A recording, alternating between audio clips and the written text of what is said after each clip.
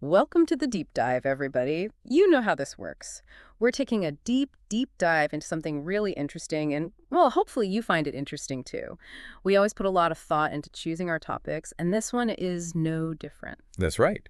Today, we're cracking open a book. It's called 700 Classroom Activities, and we're going to be looking specifically at the activities that are designed for teaching and learning English. Yes, exactly.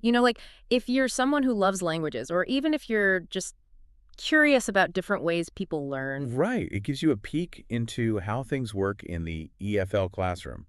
EFL, that's English as a foreign language, Yeah. or ESOL, English for Seekers of Other Languages. Yeah. Okay, so before we get into the real nitty-gritty, let's just have a quick look at how this book is organized. Sure. So like all good books, it starts with an introduction, right? That's on page 5. Then we've got a section on conversation, which starts on page 7. Then functions, page 42. Grammar, page 65. Vocabulary, page 1 to 20. And finally, an index to help you find everything on page 153. A lot to cover. It is. But you know, what's really great about this book is that it's aimed at quite wide range of learners. It starts with elementary level and goes all the way up to upper intermediate. So there's a lot of variety in the activities and the level of difficulty. Yeah. And the way it's all laid out, it seems like it's designed to be really practical for teachers, like something they can grab and use in their classroom right away. Absolutely. The authors even say that in the intro. They talk about wanting to give teachers on the spot practice ideas and a good basis for planning their lessons. Yeah. And it seems like a great way to quickly gauge if students are grasping what's being taught, just a quick check-in. Exactly. And it's all organized around these 4 key areas of language acquisition: conversation, functions, grammar, and vocabulary. That's the bulk of the book, and we'll be looking at conversation today. Now, one thing you'll notice as we go through some of these activities is, well, you'll see a few recurring patterns. They'll often give you prompts or questions to get the ball rolling, and there are these little hints for teachers sprinkled throughout. Yeah, little tips on how to guide the activity. And sometimes the instructions are simplified a bit, especially for the learners who are at that beginner level. Makes sense. And a lot of the activities are designed for pair work or small groups. So, lots of interaction going on. Right, which is fantastic. Because when you're working in pairs or groups, the focus shifts a bit from individual performance to collaborative learning. That can really help to lower the affective filter. You know, that anxiety some learners feel when they have to speak in front of everyone. Oh, yeah. The fear factor. It can be super intimidating for some people. Definitely. But when you're working with just 1 or 2 other people, it feels a bit safer, a bit more relaxed. And that helps them focus on the language itself, not on worrying about making mistakes. Oh, absolutely. And sometimes there are even longer projects or activities that involve written instructions. So there's a good mix of structures in there. There is. And it's all very clearly laid out, which is helpful. Okay, before we jump into the deep end, there's one more thing we should mention. Um, you'll see this little danger sign symbol, a triangle in the book. And it's used to flag topics that might be a bit sensitive or touch on political issues. Yeah. Things that could potentially lead to heated debates or make some students feel uncomfortable. Exactly. The author suggests that teachers use their own judgment when deciding whether to tackle these topics or how to approach them. Which is really important, you know. Classrooms are diverse places. What might be totally fine for one group of students might be completely off limits for another. It's all about being sensitive to those differences. Totally.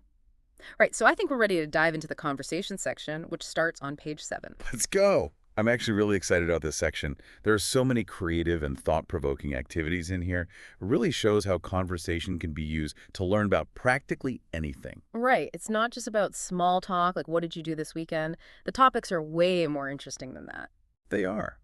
And the way the activities are structured, they really encourage learners to think deeply about the topics and to express their own opinions. Okay, so let's start with something fun. There's this activity called Animal Talk on page 8.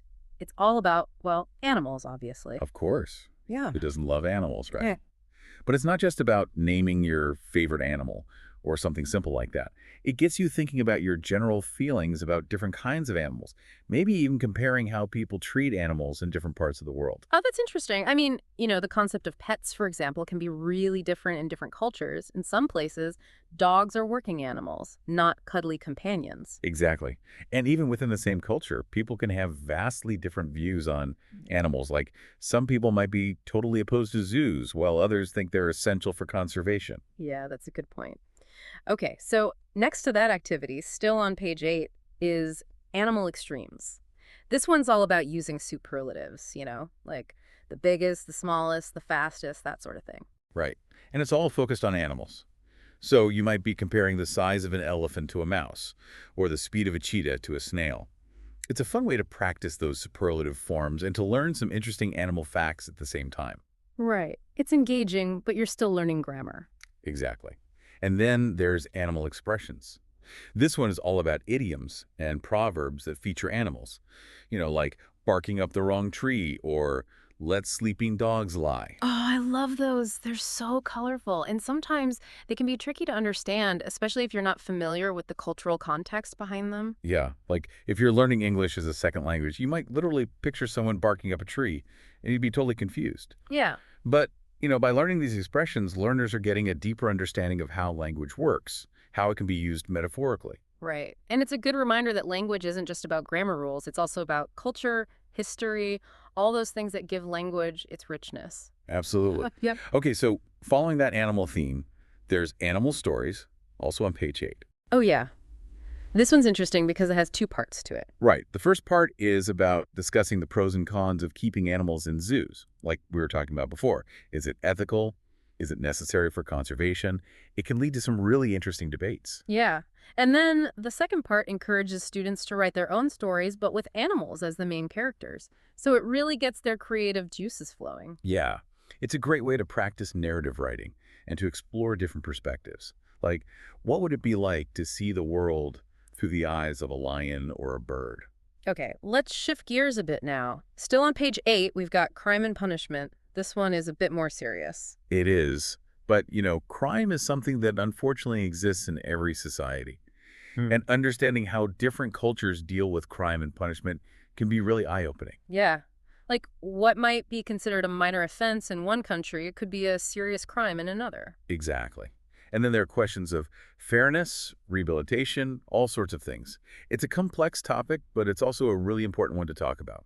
It is. Okay, so building on that, there's an activity called Neighborhood Watch on page 9. Ah, this one's fun. It's all about role-playing. Students pretend to be different members of a community, maybe neighbors or shopkeepers, and they're discussing how to prevent crime in their area. Oh, I can see how that would be engaging. It's like a little drama playing out in the classroom. It is, and it gets them thinking about practical solutions, working together, communicating effectively. It's also a great way to practice different language functions, like suggesting, agreeing, disagreeing, all those things that are so important in everyday conversation. Yeah, absolutely. Okay, next up is Big Bad Wolf, also on page 9. And this one is super clever. It is. It involves retelling the classic fairy tale of Little Red Riding Hood. But here's the twist. Students have to retell the story from different perspectives. So you might have one student telling the story from Little Red Riding Hood's point of view, another from the wolf's perspective, maybe even one from the woodcutter's point of view. Exactly. And it really forces them to think about how perspective shapes a story. Like, how would the wolf justify his actions? How would Little Red Riding Hood describe her fear? Yeah, it's a really creative way to explore narrative structure and character development. Okay, so now we come to a potentially sensitive topic. Capital punishment, still on page 9. Yeah, this one's definitely flagged with that danger sign symbol. It involves debating the arguments for and against the death penalty. Right, and this is one of those topics where the teacher really needs to be careful and make sure that everyone feels safe to express their opinions without judgment. Absolutely. The goal isn't to change anyone's mind or to declare a winner in the debate. It's about learning to articulate your thoughts clearly, listen to opposing viewpoints, and engage in a respectful discussion about a complex issue. Yeah, and it's also a good opportunity to talk about the importance of using appropriate language, even when you're discussing something that you feel strongly about. Right. It's about developing those critical thinking skills alongside language skills. Okay, so moving on to page 10, we have organized crime. Oh, this one is interesting. It delves into the world of, well, organized crime, obviously. Yeah. But it goes beyond just talking about gangsters and violence. Right. It gets students thinking about the impact of organized crime on society, how it works, the challenges of combating it. It's quite a sophisticated topic, actually. It is, and it requires them to use more complex vocabulary and grammatical structures. Like they might need to talk about cause and effect or make comparisons between different types of criminal activity. Yeah. And it also touches on global issues because organized crime often operates across borders, doesn't it? It does. So there's a lot of potential for discussion there, connecting what they're learning in the classroom to real-world events. Okay, so next up on page 10, there's a project marked with www. It doesn't have a specific title, but it suggests that students do some online research on a crime-related website. Ah, yes. So it might be something like the FBI's list of most wanted criminals, or a website that provides information about different types of cybercrime. Yeah, something like that. And then after they've done their research, they prepare some notes and give a short presentation to the class. It's a nice way to integrate technology and research skills into the language learning process. Absolutely. It's also a good opportunity to practice presentation skills, which are so important in so many different contexts. Okay, so moving right along, still on page 10, we've got culture clash. This one sounds intriguing. It is. It starts with a discussion about the advantages and disadvantages of multicultural cities. So, thinking about the benefits of diversity versus the potential for conflict or misunderstanding. Oh, yeah, that's a really relevant topic, especially in today's world where so many people are living in increasingly diverse societies. It is. And then the second part of the activity involves interpreting proverbs that are related to cultural differences. Oh, proverbs, those are always fun. They can be so insightful, but also sometimes a bit tricky to decipher, especially if you're not familiar with the culture they come from. Exactly. Like take the proverb, when in Rome, do as the Romans do. It's a simple enough saying, but it actually reflects a really important cultural value about respecting local customs and traditions. Yeah. And sometimes proverbs from different cultures might seem to contradict each other, like the squeaky wheel gets the grease versus silence is golden.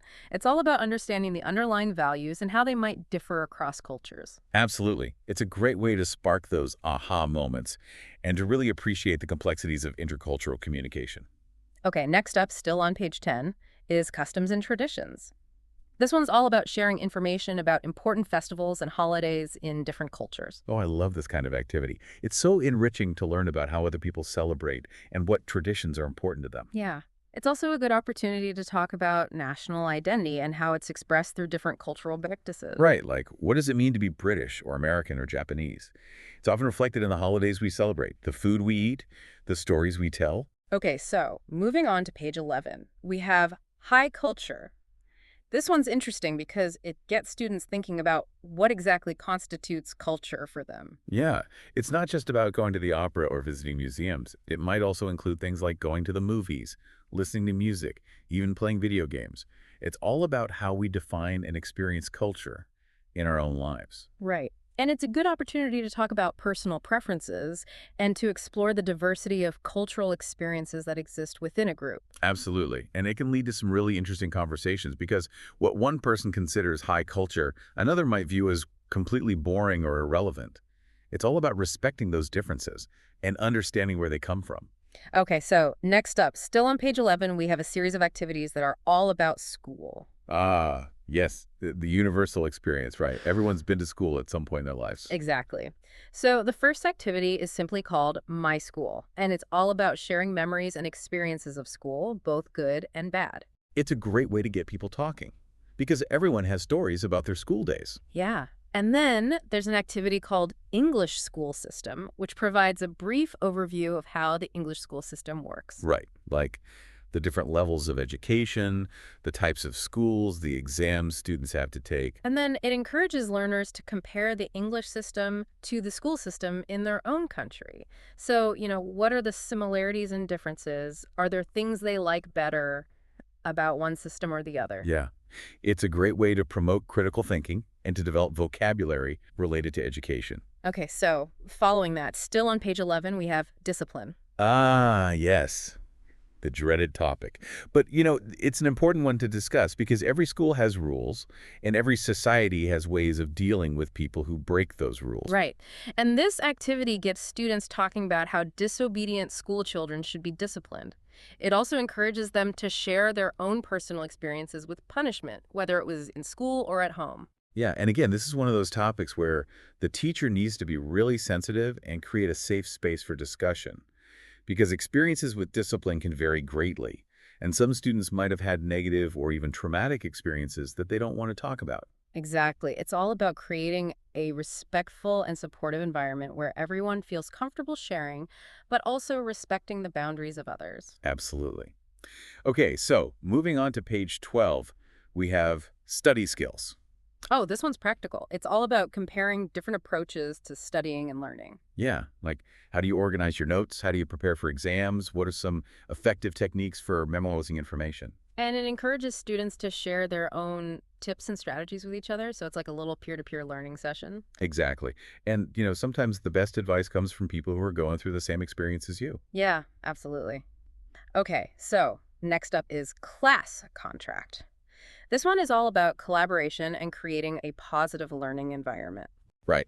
The whole class works together to make lists of duties and responsibilities for both the students and the teacher. It's about setting clear expectations and establishing a sense of shared ownership over the learning process. I love that. It's like we're all in this together. Let's make it a good experience for everyone. Exactly. And it can really help to foster a sense of community in the classroom.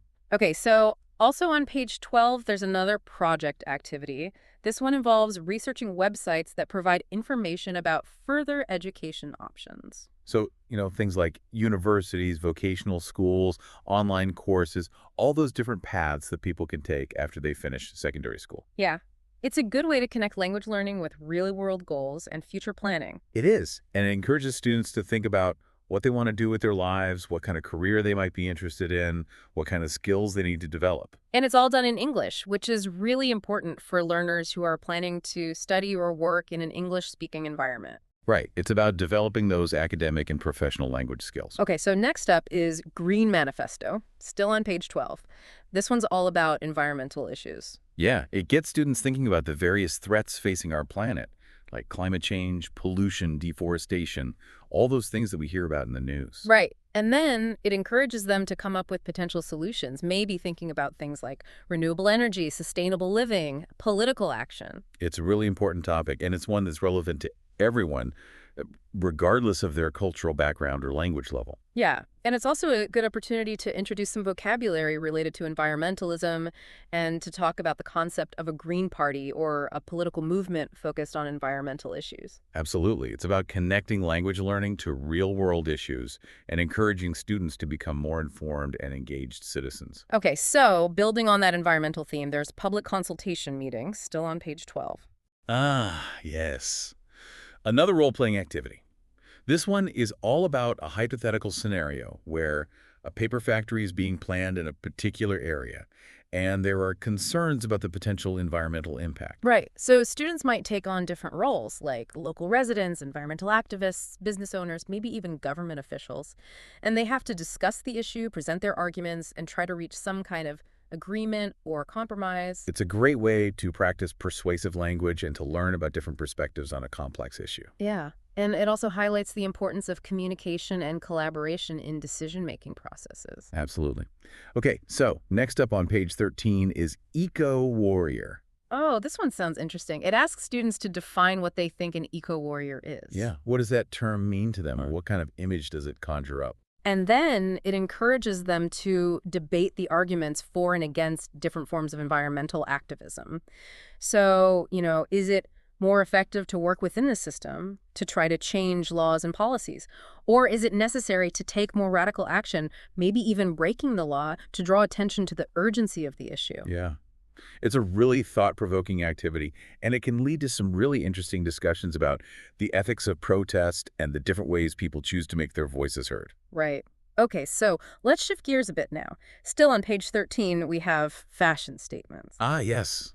This one's all about clothes and how they reflect our identity and our culture. Right. It encourages students to talk about their own clothing choices, the brands they like, the styles they prefer, and it also gets them thinking about the messages or meanings that those choices might convey. Yeah, like, do you dress for comfort, for style, to make a statement, to fit in? And it also touches on the idea that clothing can be a form of nonverbal communication, a way of expressing yourself without even saying a word.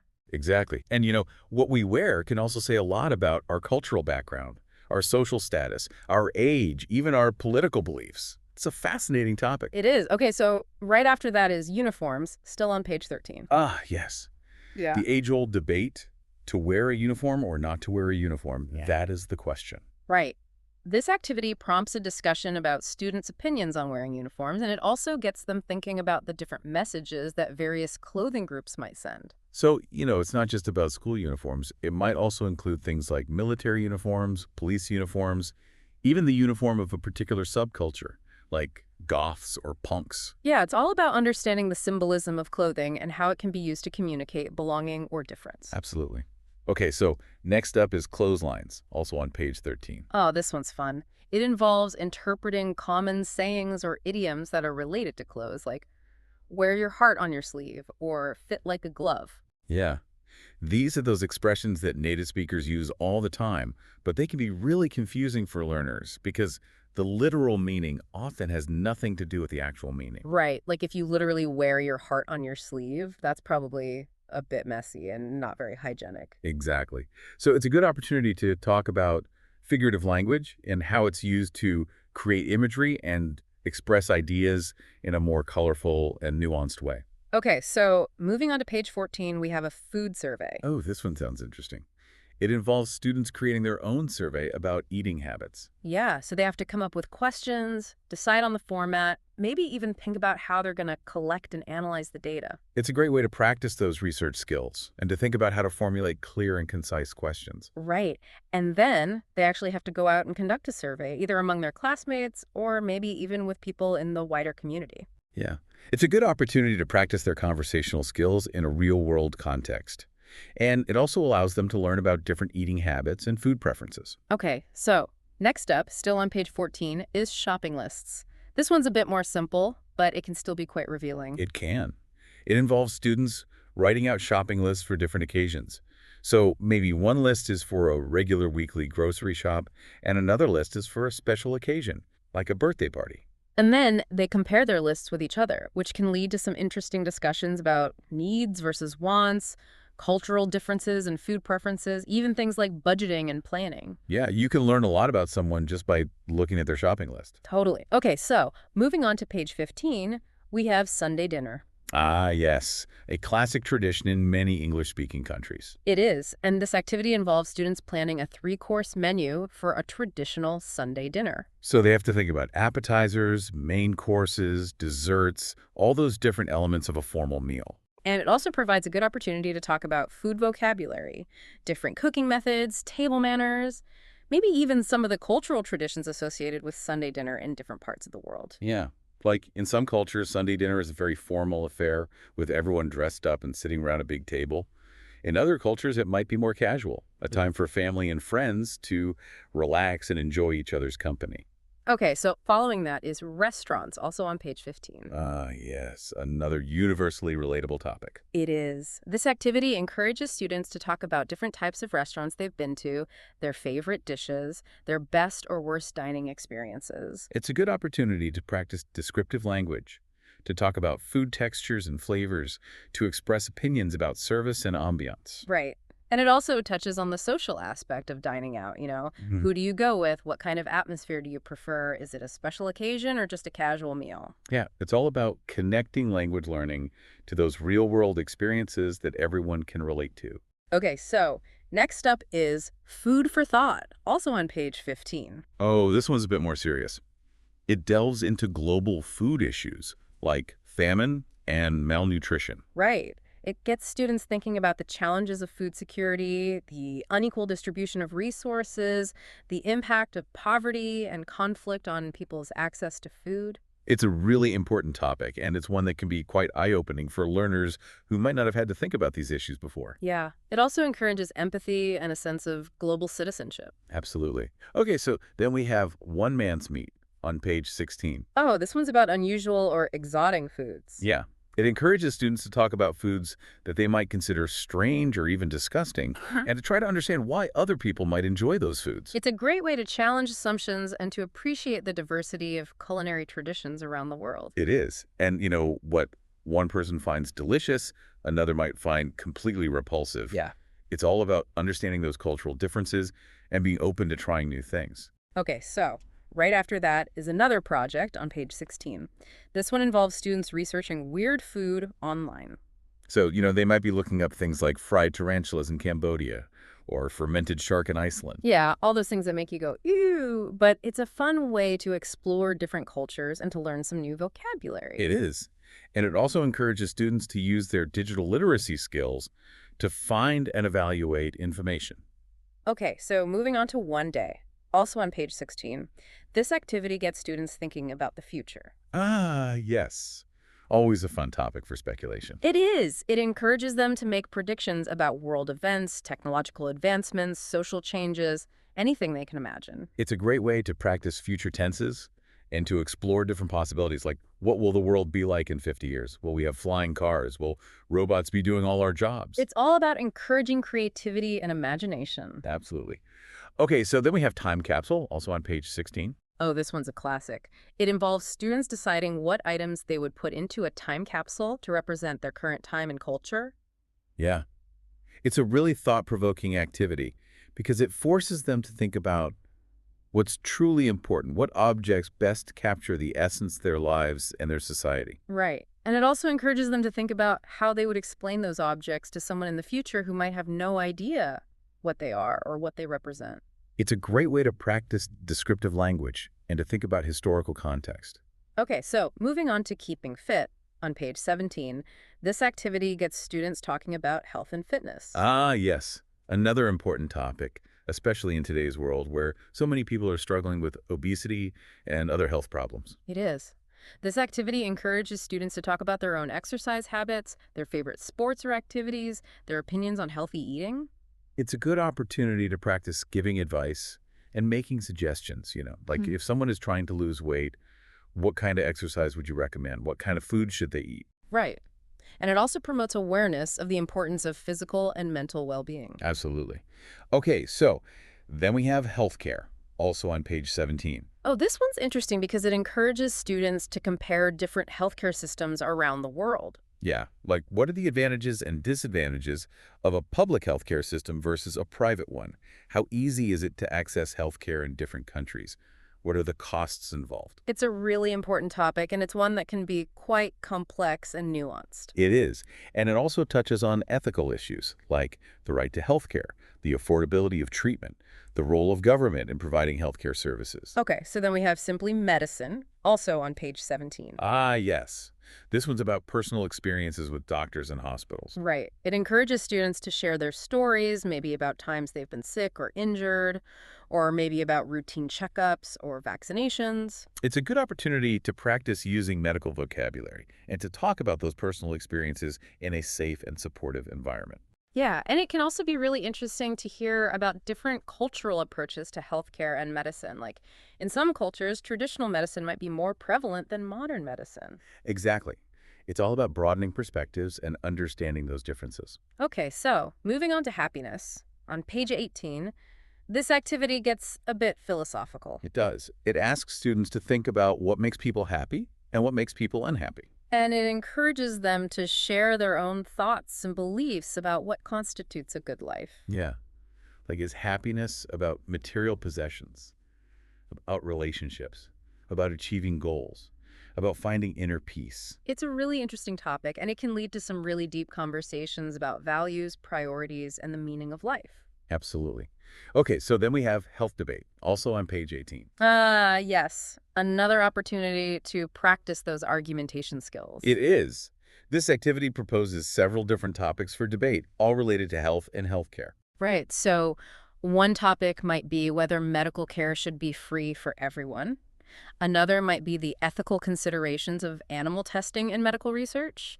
Another might be the pros and cons of alternative medicine versus conventional medicine. Yeah. These are all really complex issues, and there are strong arguments to be made on both sides. Yeah. So it's a great way to encourage critical thinking and to practice using persuasive language. Right. And again, the teacher needs to be really careful to facilitate the discussion in a way that's respectful of everyone's opinions and beliefs. Absolutely. Okay, so then we have superbugs, still on page 18. Oh, this one's timely. It's all about the threat of antibiotic-resistant bacteria. Yeah, it's a really serious issue, and it's one that's becoming increasingly relevant as more and more bacteria become resistant to the drugs we use to treat them. Right. And this activity encourages students to talk about the problem, to think about potential solutions, and to understand the importance of public health measures like vaccination and hand washing. It's a great way to connect language learning to those real-world issues that are affecting everyone. Okay, so then we have science and health, also on page 18. This one's a bit more open-ended. It is. It encourages students to talk about current headlines in science and health news. So they might be discussing new medical breakthroughs, the latest research on nutrition or exercise, or even ethical issues related to things like genetic engineering or artificial intelligence. Yeah. It's a great way to stay informed about what's happening in the world of science and health. And it also encourages students to think critically about the information they're consuming. Like, where is this information coming from? Is it reliable? What are the potential biases? Okay, so moving on to page 19, we have My Holiday, always a fun topic. It is. This activity encourages students to talk about their past holidays, their favorite destinations, their most memorable travel experiences. And it also provides a good opportunity to practice using different tenses in English because the